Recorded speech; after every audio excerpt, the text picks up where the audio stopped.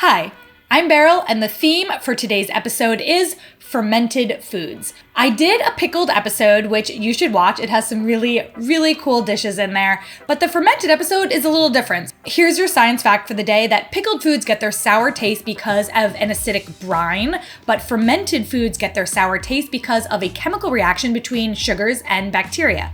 So today, I will be making 5 fermented foods from 5 countries. Before we get into the episode, I would like to thank Angry Birds for sponsoring today's video. Funny story is that when I first started working in video 10 years ago, I actually made a video for Angry Birds in space, and we sent up one of the little piggies into space. And I kind of feel like it's kismet that all of these years later, they've asked me to work with them. And it's awesome that they're still around. So this version of Angry Birds, called Angry Birds Friends, is just like the original game where you slingshot birds into structures with these little piggies on it and you need to destroy everything. It's one of those games where once you start, it is very easy to continue. And especially because I live in New York City and I do a lot of commuting on the subway, I've found myself playing the game a lot while traveling. The main difference though between the original Angry Birds and Angry Birds Friends is that the levels are all bundled into tournaments. And they all have different themes and they happen 3 times a week, so there are always new levels to play.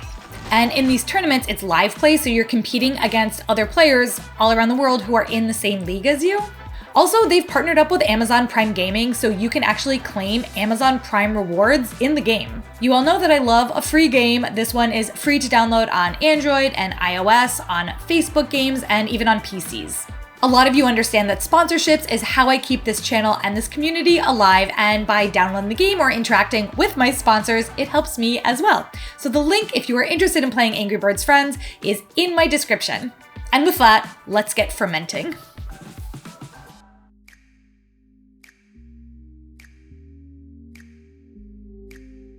Hi Beryl, my name is Alex. I'm from China and I currently live in Canada. The pickled food I'm going to introduce to you guys is the pickled longbean. In Chinese. It's called Suan. The longbean, or the Chinese longbean, it's a type of cowpea that has a really long pod, and so we usually eat the pod and the bean all together. And it's a really great vegetable to cook. It's just served freshly, but I think it's a greater to make into pickle because it has a very excellent crunchiness, make it very unique than the other pickles we usually have. And another good thing about this pickle is that it has great versatility, and you can find it in almost everywhere in China, either in some expensive restaurant or even some street food vendors. And it goes well with a lot of things. It's great as a condiment for noodles, rice, and congee, or sometimes you can use that ingredients for other dishes. And I've grown up eating a lot of it. I think I really like it, and I hope you enjoyed it too.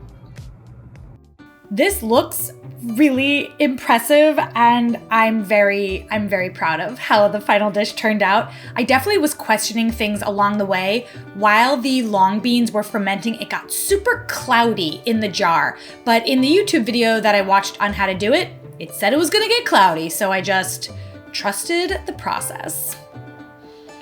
The smell of the long beans, definitely, it's not pickled smelling. It's got that funky fermentation scent to it. I'm going with a spoon. It's all tiny pieces. Wow. I've never had anything like this and I love it. That chili oil that I made gave it a little bit of spice, but the long beans are super crunchy. And so with the kind of warm rice and the chicken and then the crunch with the fermentedness of the beans, is good. It's really good. Really good. I found the long beans at H Mart, which is a Korean grocery store here in New York City and actually in other cities in the US as well. But if there's an Asian grocery store where you live, I think that you can find them there. They are very long. So I made the long beans once, and you might have noticed a difference between the jar that I opened and the jar that I made. There's a reason for that. I messed up the first jar. And then I just remade it off camera because I was like, it's the same things, but it just so happened that, the carrot was a different color. And I found a rock to put into the jar to kind of keep everything submerged, which is what the video wanted. It turns out I had a rock on my shelf and I was like, I'll just use this rock that was on my shelf. So if you were eagle-eyed and were like, Beryl, those were two different jars. Yes, they were. My bad. It's a really passive fermentation. You don't have to shake the jar. You literally set it and forget it, which is one of my favorite ways to cook. And then you end up with this. And great. 10 out of 10.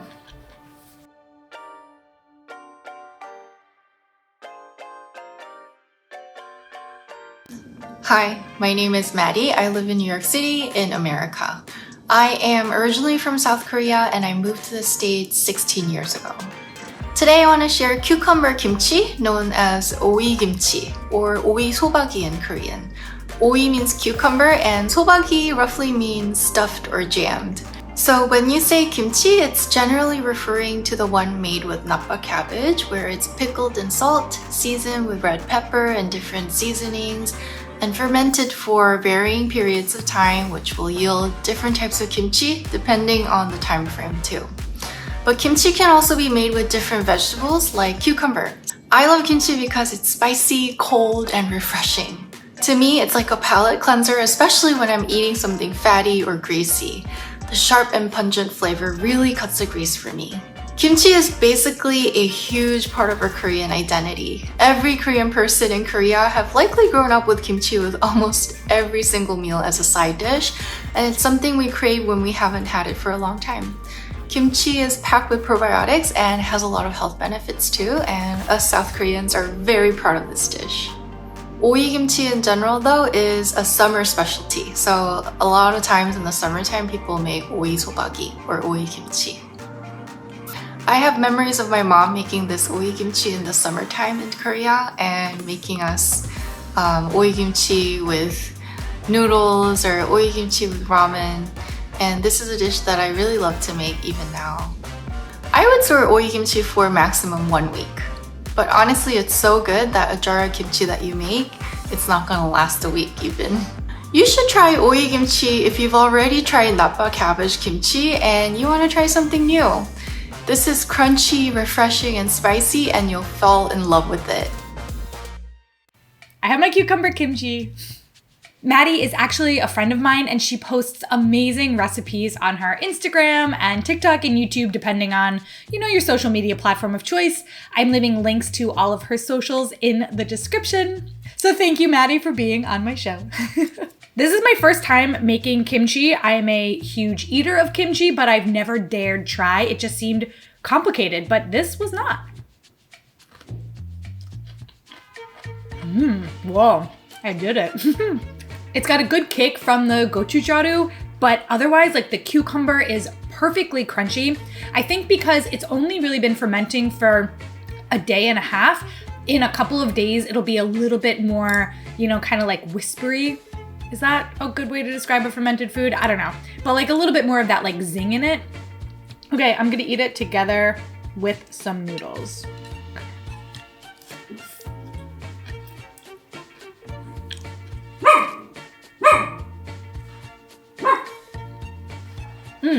That is a very good combo. I mean, obviously I've had kimchi with noodles before, but I've actually never done it with cucumber kimchi. I've always had it with cabbage kimchi. Also, these noodles are really good. I've never had them before. They're from this brand called Asha, and they were sent to me by one of you guys. Thank you, Carolyn, for the really yummy and amazing noodles. I'll leave a link to them in the description if you're interested in trying. They're thin and very bouncy, chewy, and the sauce is really nice. And they're called Asha.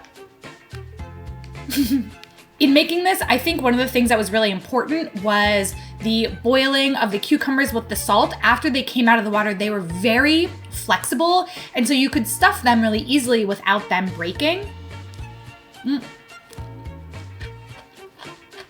And they still have a lot of that kind of bendiness, but they're really crunchy at the same time. And when I put all the cucumbers in the jar, there was no liquid, right? Then cut to a couple of hours later, or the next day, there was all that liquid at the bottom, and that is that like yummy kimchi juice that you can use in soups. Sometimes I like to fry things in it. It's just really yummy. While I've never made any other types of kimchi before, this cucumber one was extremely easy to make. The only ingredient that might be difficult for you to find is the gochujang, which I'm leaving a link for in the description. That way, if you want to try to make it at home, you can. It's a quick fermentation, not too many steps, and you end up with like a really yummy, delicious, same adjective, cucumber kimchi, which is just cool.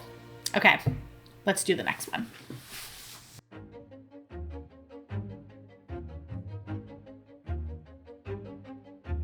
Hi Beryl, I'm Ranu. I live in Bangalore. It's a big metropolitan city in the south of India. I am originally from the north of India though, and that's where the drink I want to talk about today is from. It's called Kanji Ka Pani or simply Kanji. Kanji is the Hindi term for this particular fermented drink, and Pani translates to water. Just a few ingredients: water, carrots, mustard seeds, salt, and a dash of red chilli powder, thrown together in a very clean jar and left to ferment in a sunny spot. Traditionally, black carrots are used in kanji, but if not available, any carrot can be used. It's ready when it's a bit tart to taste, typically after 3 to 5 days depending on the weather. Once it's ready, it's good to consume within a week generally. It's quite common in North Indian homes to make kanji around the last leg of winters and especially around Holi, and to enjoy this savory and subtly tart drink basking in the winter sun. That's how I remember enjoying it in my childhood. My mother and aunts used to make it. Lately I've started making it after years. It's quite an old and traditional recipe. I hope that my and newer generations keep up with the tradition. It's pleasant enough to taste, I think, if you get used to it, and delivers good gut-friendly bacteria and costs next to nothing for a homemade probiotic. It can be served on its own or with fried vada or boondi for a more filling and tasty refreshment. It's easy to put together, it's probiotic, and maybe you'll like the taste too, so try it. Look at how beautiful! Oh my gosh, the color is outstanding. I love it. The smell, I'm excited by the, you guys, it smells really strong. I don't know what it's supposed to smell like. I feel like I followed the instructions. You know, a lot of people have told me, including my mother-in-law, that it is an acquired taste, which is usually code for you might not like this. All right. Oh, that's tangy.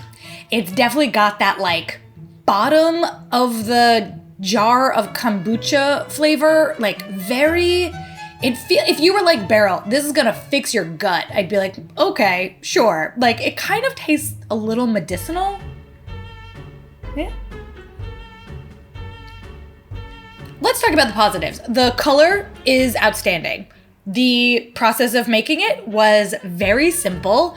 I imagine that this has a lot of health benefits. Fermentation just comes with all these health benefits. The negatives, I would say, I don't love the taste.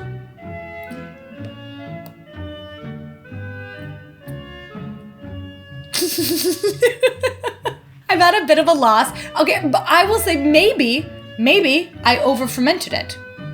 Have any, you know, I feel like I'm stuttering all over my words because I don't really know what to say. It's kind of reminding me of when I had to drink bitter melon juice when I was in India last time, and I was like, and my mother-in-law was like, it's good for you. And I was like, okay. I would love to know what you guys think. Have you had this before? Do you like it? What does it taste like to you? Because to me, it's very funky. Very funky. I feel healthy drinking it. Let's just leave it at that.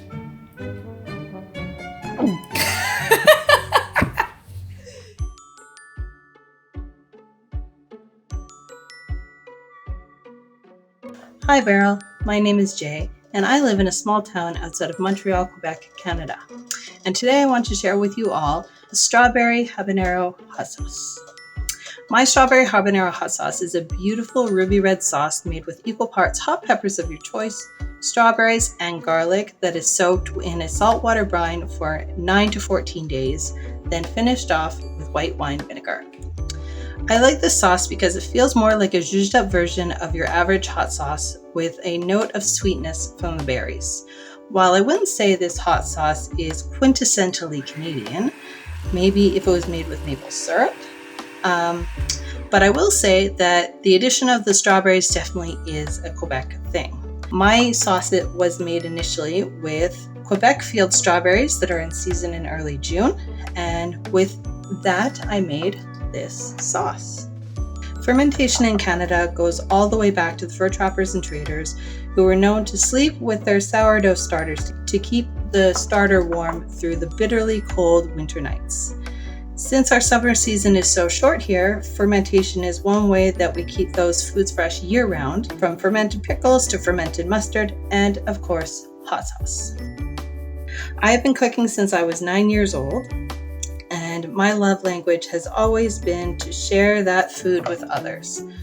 What I love most about fermentation is the ability to bottle something up for someone that I care about and share it with them. I'm dressed up in all of my strawberry clothes in honor of my strawberry hot sauce.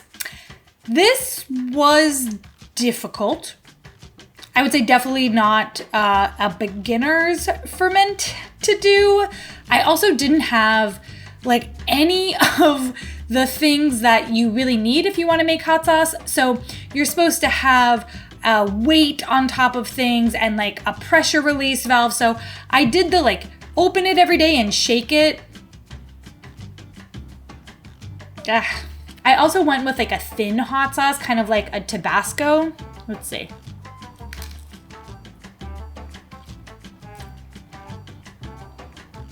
Actually, this is good. I was convinced that I'd totally messed this up. It's got like a sweet spiciness. There's a little bit of funkiness to it as well. And I'm assuming that's the fermented part of it because, you know, with like a Tabasco, it's just very vinegary. This has a little something. I like the strawberry. I think the strawberry is actually coming through more than I thought. You know, when Jay showed us their hot sauce, it was bright red. Now I have what I would like to consider more of a mud red color. I think that's because most of the hot peppers that I used were green. You know, we still got like a little bit of red. It's just not as beautiful, but it's what's on the inside that counts, and the inside tasted good. It also doesn't smell that strong. It smells fruity, but then you do get like a little bit of spice. I would say this is probably a mild hot sauce, which is very surprising to me considering the amount of like hot peppers that went into this, but I don't know, it's mild. A fun fact about Jay, if you are into books, they are an author, and I am leaving a link to their author page, which is on Amazon. They write horror, romance, fantasy, LGBT stories. Very, very cool. I'm gonna just put a little more. This is the worst pouring spout for hot sauce. Just the absolute worst. Okay. Well, you know, we knew that was gonna happen.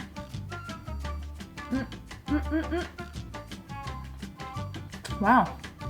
One thing I didn't realize when we were blending the hot sauce is the air becomes toxic. This is what the gnat sound was when we were straining it. Sorry. I was sneezing, I was coughing, I was crying. I mean, we had the window open. It was intense. So maybe put a fan on if you're gonna try it, or like wear a mask. I don't know, because and this is not even super spicy hot sauce, which is shocking. My final thoughts are that the hot sauce took a long time. It was 10 days to ferment, but boy, oh boy, like it worked. And now I have my own hot sauce. And Jay's totally right. Like, what a fun gift. I mean, I probably won't gift this one, but like if I did it again, what a fun gift.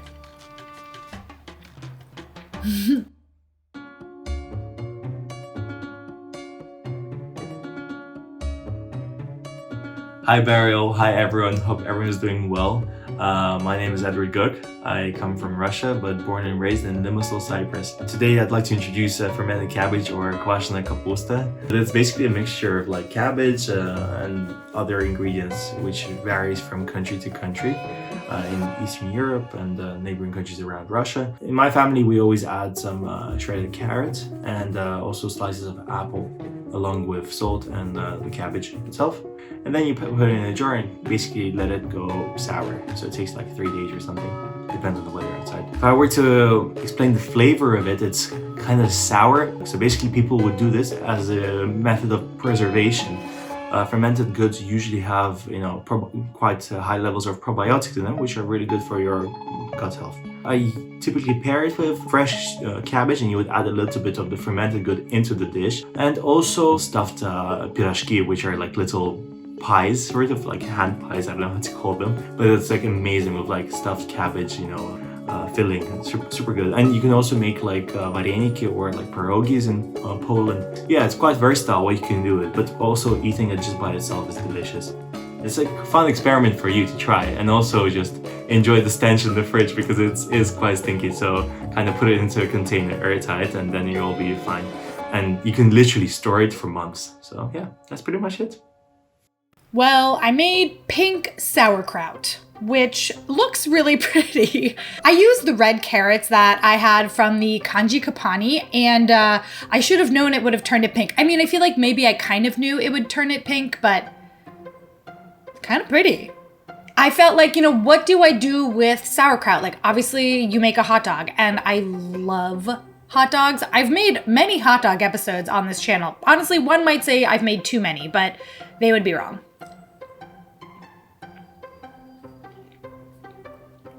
I mean, look, hot dogs are one of the best foods on earth. I've never made my own sauerkraut. Tastes really good. This is great. The sauerkraut has like a little bit of sweetness. Putting the green apple in it, I think was really interesting. Other than that, to me, it tastes like sauerkraut. And that was honestly pretty simple to make. Ultimately, what I've learned from this episode is like, if I really want fermenting to be a part of who I am as a human, I need to get a weight. Because I've got that rock that I used for the fermented cowpea. I used it as well for this. It's not heavy enough. That was a rock I picked up on a hike. It was just meant to be like decor. And then I'm like trying to use it to weigh down my foods. It wasn't heavy enough. So maybe I will get a weight. I can't imagine they're that expensive. Hold on, how much are they? Fermentation weights. $7.99 for 6. Maybe I should have bought those for the episode and not use that sad rock. Live, laugh, ferment, Put that one on a board. There was a time when I was like embarrassed to eat a hot dog on the internet, and now I'm just like front facing to the camera, downing this dog. Oh. That was good. Let's just have a quick look again at all of the amazing fermented foods from this episode, similar and yet different in their own wonderful ways. A huge thank you to everybody who submitted a dish for this episode. I'm leaving a link here to our pickled episode, similar-ish, and I'm leaving a link to a hot dog episode because I just ate a hot dog and I'm feeling hot doggity dog. I will see you guys next week.